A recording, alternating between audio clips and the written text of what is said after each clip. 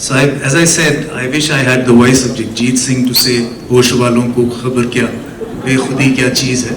You will remember her in Sarfarosh with Amir Khan and Nasiruddin Shah.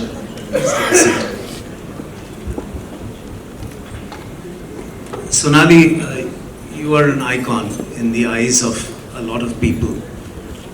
First, as a career woman who made theatre, films, television, somebody who has gone through this kind of a journey, to have suddenly been detected with a life-threatening situation, your career being at stake, and then emerging out of it and becoming a champion protagonist for it, obviously raises certain questions in the minds of a lot of us who are from the medical world. First of all, would it be intrusive on my part to ask you, how were you diagnosed? Where were you diagnosed? How did you get to know? Because from you, these lessons will go to a large number of people. First of all, good afternoon, everybody. It's a pleasure to be here. Dr. Patkar, and Dr. Agarwal, they've been strong pillars in this journey of mine, and somewhere have been part of the beginning of this phase of my life, I would say, because it is a different phase. And my husband and we joke, we say BC and AC, that's before cancer and after cancer. It's like a different lifetime. Like you said, that I don't think I'm a champion in the sense of kind of trying to. My voice is much softer than what was going on before. I'm not able to hear. Sorry about that. I can't really shout so much, but you were right about it, that we need to demand. And what happened was that I did not look at what was happening to me and did not ask too many questions as I should have. Couple of points to that. Probably it comes from the fact that as women, without knowing, in the subconscious, we are all taught Sahin Shakti bahut achhi baat hoti hai. So you're taught that, you know what, be tough, bear the pain. You have to bear a child, bear the pain. We are all being told that somewhere. So you kind of internalize that, and you're always thinking that, you know what, I can bear the pain and you can go on. And I kept telling myself that I'm putting in an 18-hour day. So obviously I'm fine, I'm not dying, but I was. And then I look back and I say, how did I do that? So then the question was that, why did I put up with this pain? What was I waiting for me to collapse? To understand what my body was trying to tell me. So it comes down to that the body was sending me signals. I was not looking at it as I should have looked at it. Half of the time we say that, yeah, but I've told my doctor, so it should be okay. But we forget doctors are human beings too, and they're looking at, especially in our country, the kind of patients they're looking at and the kind of numbers they're looking at. It's really not possible for them, to blame everything on doctors and say, why did they not? I mean, how can they? It's my own body which was telling me and I did not listen to it, so why expect somebody else to? So I think we are already putting on a lot of burden where doctors are concerned. So that's where it started for me, not listening to the signals. Went in for what would you call it, a TCRE procedure? Because these are the medical terms that I know of, and which here, this room, people will understand. But yeah, and we were suddenly, we discovered that there was something in there which was causing this whole thing all this while. And we came out of there, and then we discovered that it was not just there, it was all over. It was spreading really fast, and it had spread to a lot of areas, and basically it was the 4th stage. So I don't know how I had pulled it off till then, but that was the shocker.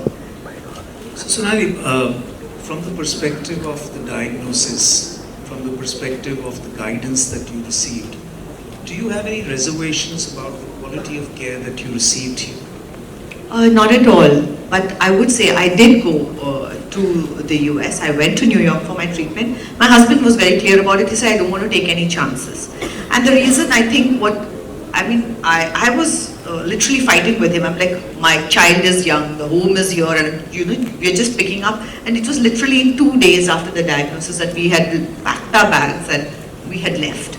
And I didn't know when I was coming back, what was happening, where I was going for. It was just the two of us. We had not really had time to discuss it with too many people, and we had just taken off. He had got the appointments and we had just taken off. So I kept fighting with him, saying that, how can you just stop everything? But when I reached there and I got to know the extent of this, somewhere I did honestly feel, thank God I'm here. I think that comes from the fact that there are a lot of things that now in hindsight I look at, and it was probably an instinct, but where he came from and as he explains it to me, he said that, I know we would have got great care here, and touch wood, we have the means to, and the connections to, and the relationships where we could tap on people, but the fact remains that we went to a place where this is what they dealt with. The only disease they dealt with was this. So his logic was that if for so many years they're only dealing with cancer and its various types of cancers, so much so that the place that I went to, the entire building was dedicated to just these type of cancers. That means there has to be something in which, when you're obviously doing it constantly for so many hours, there's definitely going to be more data that's collected, there's going to be more intuition that is going to be there. He said, you were at a stage where I did not want to take a chance on this. And in his words, what he said was that I would rather say that, I overthought it and I overreacted, rather than later on feel that I should have done it. He said, I did not want to take that chance. And that was the reason why we went there. So, no offense and nothing. No, not at all. What I was leading to is that in your mind's eye and in your husband's eye, it was the outcome that was probably higher in that particular hospital, maybe because of super specialization or whatever. So to you and to your husband, and decision making was based not because you didn't receive the right care or would not have got the right care, but because you felt that the outcomes there, being super specialized in that particular area and having that expertise, were higher. So to you, I would say that if I was at an earlier, yes, absolutely. I would say that if I was at an earlier stage, I would have definitely not gone, because I knew we could be dealing with it. But when you were at a stage where it was like, we don't know where this is going to go next, then you didn't want to take a chance on the outcome. So if you were to give a message to the public, how important do you think is the determinant of quality and outcome, ultimately to what you decide to do with the treatment that you're going to receive? One part is, of course, cost, which you just yourself mentioned that you were in a position to be able to afford the cost. But my point is, other than the cost, is the assurance of getting a better outcome a determinant? Absolutely it is, because people put in their life savings to get that outcome. So anybody who can is going to try and do that. Education and health are two areas where you're really not looking at profits. You're going to put in spite of, even if you have less to eat, you're going to put in that education for your children and health care for your family is something that you are going to put in your money on. When you say saving for the rainy day, these are the rainy days that you're saving for. Just sorry to interrupt you. Yeah. Do you have a medical insurance? But not the one now that you can use abroad. But you do have. But I do say that we need to have the insurance, and that is what takes us through. And what Arnav was saying is true. My father's a government servant, and CGHS plays a very important role in our family.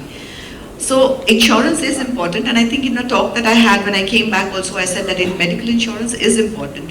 Half the time we think this is not going to happen to me. It's for somebody else, and then when it happens is when you realize that no, it can happen to anybody, and you need to be prepared. So this is something that we do need to do. Sorry, I lost my train of thought on that, but... No, I want you to keep on in this train of thought. Okay. So tell me, how is this that in a country, the driver of the car is insured compulsorily, but the driver is not? Well, I think the employer should have the insurance for the driver also. So suppose you are the driver or I am the driver. Our car by law is insured.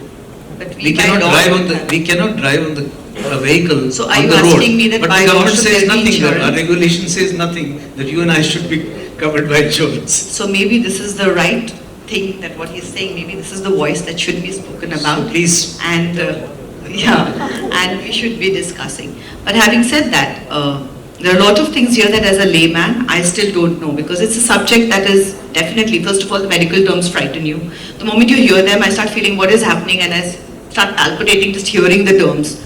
And it is a disease that is scary, no doubt about it. But it is not a disease that can be diagnosed very easily. So what I'm understanding, and which obviously here it's a room full of doctors, and I can't believe I'm sitting here and saying what I'm saying, and I mean I'm talking about it. But I don't know the medical terms of it, and I don't know how you will arrive at the thing. But because I went through it, my journey has been that eventually what I have understood, and to put it down in layman terms, is that early detection is what is the most important thing where this disease is concerned. Because medicine is at a stage where if you detect it early, there needn't be such invasive treatments that we have to go through. Because sometimes, right now, I think the disease is somewhat less scarier than the treatment that you go through. The treatment is actually more frightening and more painful. You feel that sometimes. So, early detection, I think, is what is the most important thing. Had I detected it early, there were more chances. It would cost me less. I would go through less painful treatments. I would have more options in where the treatment was concerned also. So, for me, I didn't know this disease was so prevalent because nobody talks about it. When it happened to me, I realized in my family how many people had had it and had not spoken about it. And I was like, I wish I knew. I wouldn't have thought that, oh, this is never going to happen to me. So when I put the post out on my social media, because I was doing some work, I did not want any kind of a gossip around it. And my son, children are much more tech savvy. I didn't want him hearing and reading something wrong. So I wanted to put out my story myself. So when I put it out, the response that I got was what was shocking for me. Because there were people from all stratas of society writing into me saying, this is what happened to my aunt, to my grandmother, to my son, to my mom, everybody. And there was no like a niche in society. Every strata of society they were writing in from and they were discussing it. And suddenly I said, oh, but if this has been so prevalent, why had I not heard of it? And I never knew that this could happen, that it is so rampant. I know we all say that today the pollution, the toxins and etc. Of course they must be affecting it and they are there, but cancer is something that's been there for the longest time. Probably it was not diagnosed as often.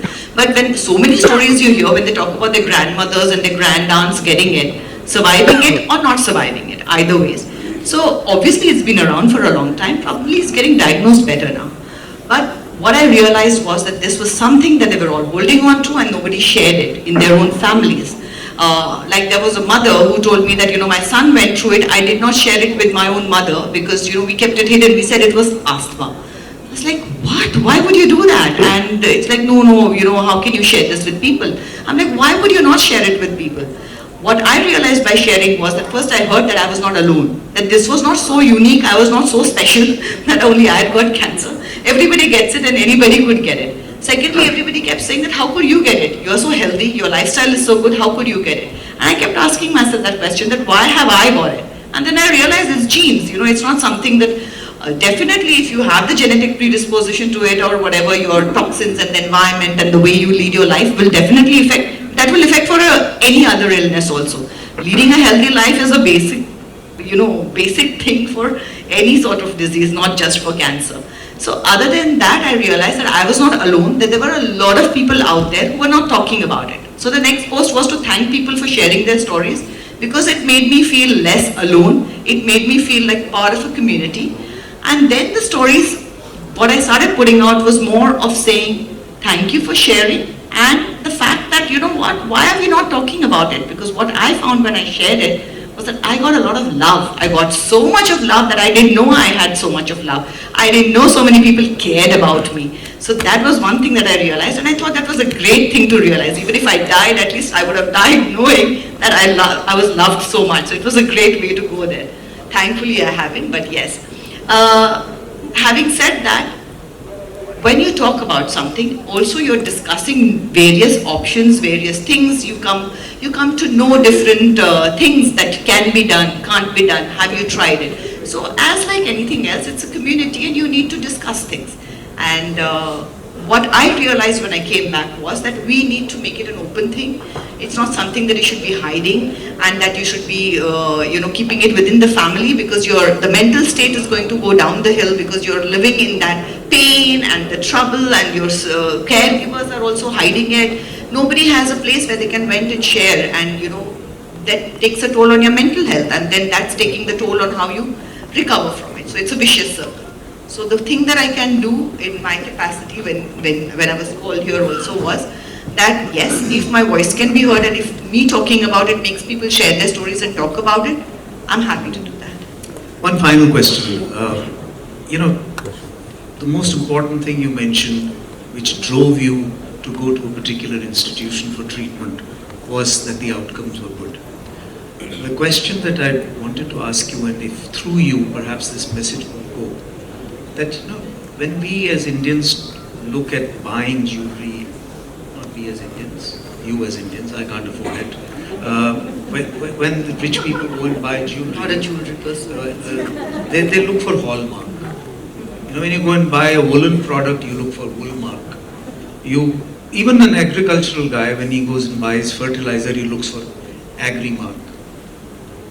Why don't Indians, or did you in particular, look for any mark which certifies that this hospital is good quality? Well, I didn't know there was an organization called CAR.